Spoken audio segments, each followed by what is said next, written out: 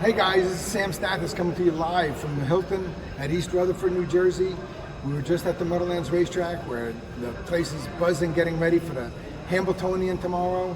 And I'm so excited to be joined by one of my best friends and partners in the whole wide world, a man that is well known for movement and peace, Proffesor Ephraim Isaac. Proffesor Isaac, who's a personal friend of mine and a partner on Theometrics Institute for Worldwide Peace and Prosperity at Princeton. The first time I met Proffesor Isaac was at the Harvard Club, where ironically, he has been a professor for how many years? I've been a professor at Harvard. I was there 20 years, about 7-8 years as a student and another 10 years as a professor. And when we met, I was quite intrigued. There were over 500 people at this event. A real pleasure for me to be invited by Kimberly and Stephen Rockefeller. It's the first time ever that there was a new cultural event between China and the United States where they were using blockchain technology and culture and art to create a whole new concept, which in a way today has turned into the NFT market and the NFT world.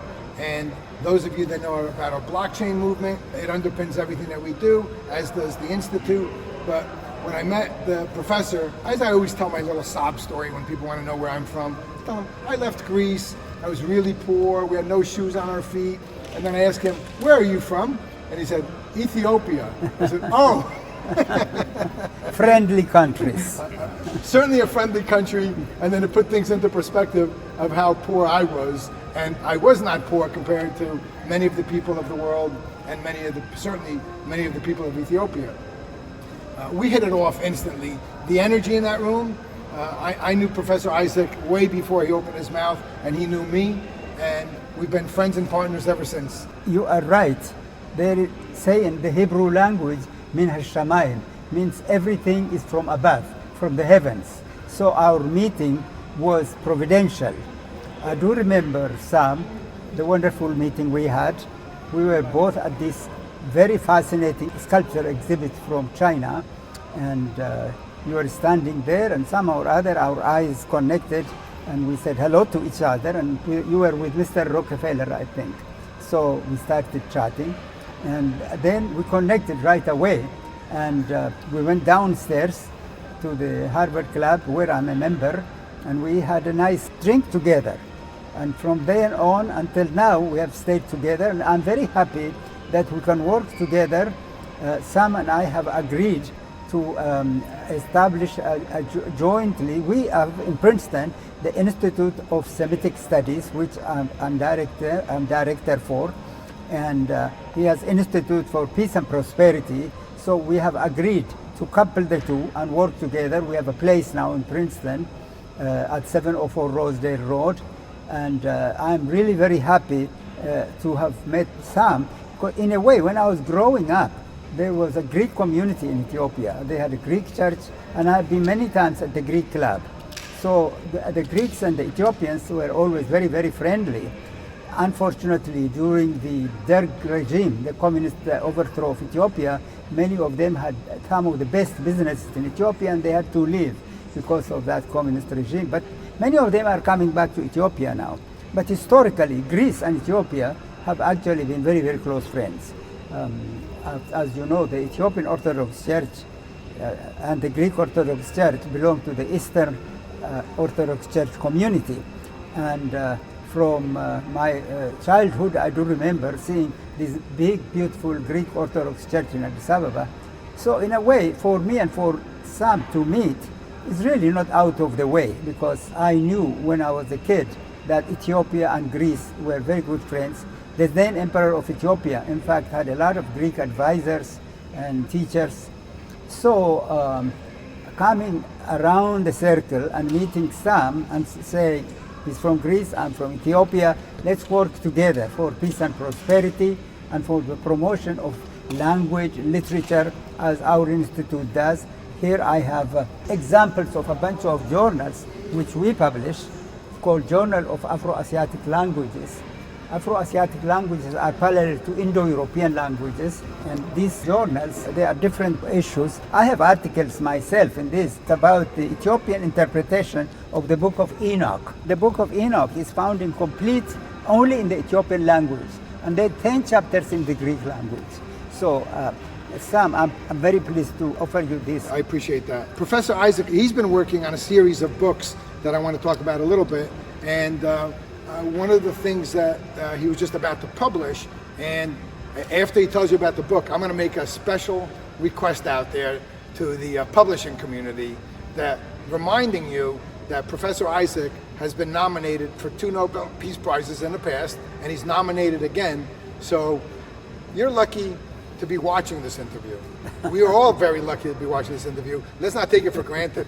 Just because we met him at the Meadowlands racetrack a few minutes ago, God puts us all together in very unique places. The horse has certainly been part of my life, but the series of books that you were writing on were the 3 major religions, correct? Yes, yes. Tell me about the first one that's already published. I had published already a few years ago a book called the Ethiopian Orthodox Tawahedo Church, which is very popular now. It has been selling very well, published by the Africa World Press.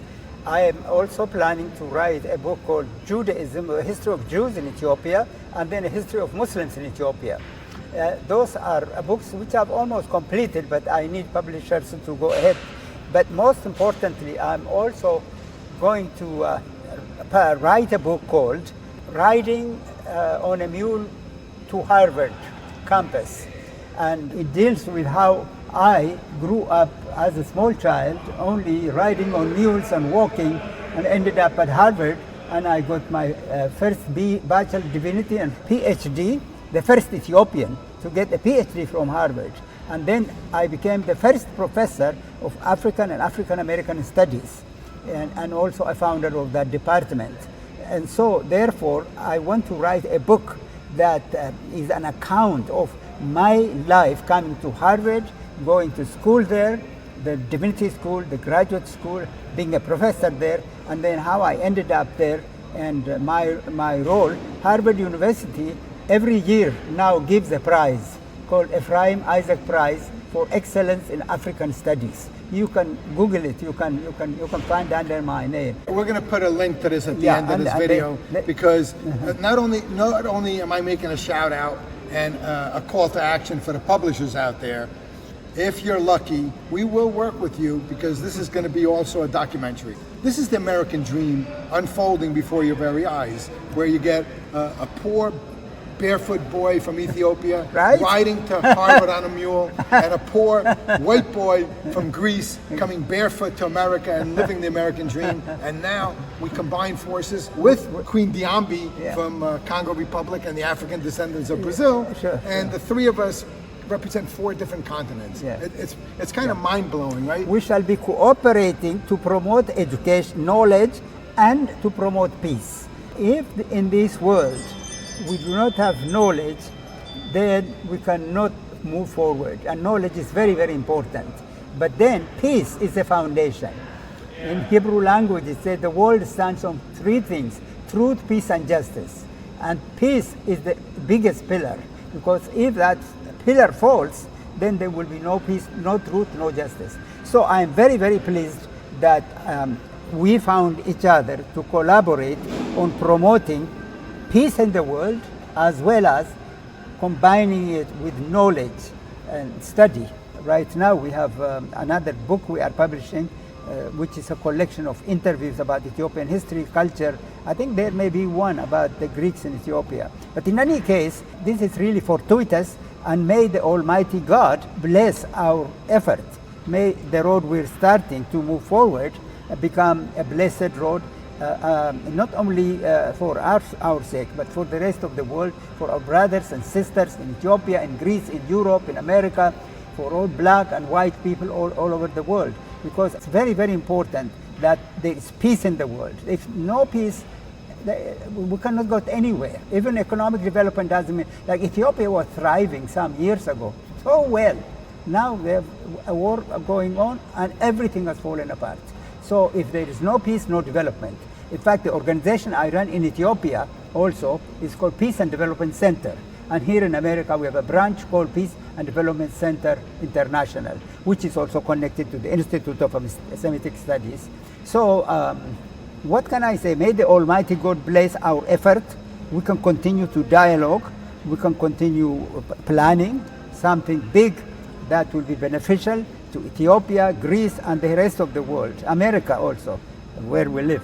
So may the Almighty again open the door for us, the door of prosperity, the door of peace. May we continue working together, and I will. My brother, come here. We'll be in touch. We'll be in touch. Thank you, Ephraim. Okay. I do want to make a little bit of a touch on top of that. Yeah. I'm going to help Ephraim get that book published. I want to write the foreword with him. I invite, she knows already, Queen Diambi. Our entire mission is about worldwide peace and prosperity. She's in Morocco delivering a similar message with a different group of people, tying in this message. So we're covering a lot of ground. We're on 2 continents as we speak. And basically, this book about if Professor Isaac going to Harvard on a mule. I can't wait. That's such a touching story. We're going to make a children's book out of it, and we're going to write a contest. And this contest, we're going to create. I want somebody to help design the cover for this. It's going to be an art contest, and we're going to do a local, regional, national, and international competition.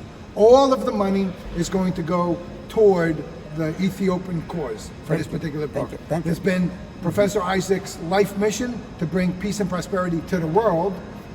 We met in America, both of us are American citizens, of course, and our new land, and we're dual citizens. We never forget where we come from.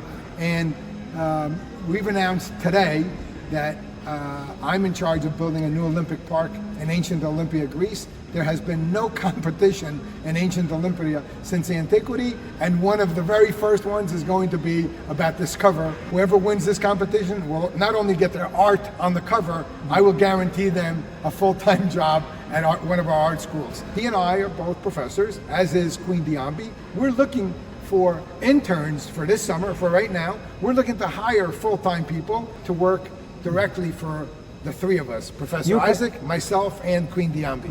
I was myself supposed to go to Morocco last year on a delegation with a group of Jews where we'll be meeting a group of Muslims in Morocco. Unfortunately, because of the COVID, we didn't do so. But Morocco is one of the countries that is leading now in Jewish-Muslim relations, and I am very pleased. The one thing I'll add is I'm very honored to tell you about a year ago, Harvard University Divinity School nominated me as one of the distinguished Harvard alumni.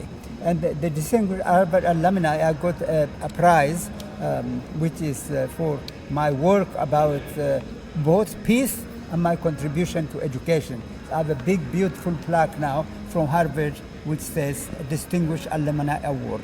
So I'm very happy about that. You know, did you participate in the discussion? I did. I participated in the discussion, and he left out. Professor Isaac has worldwide recognition.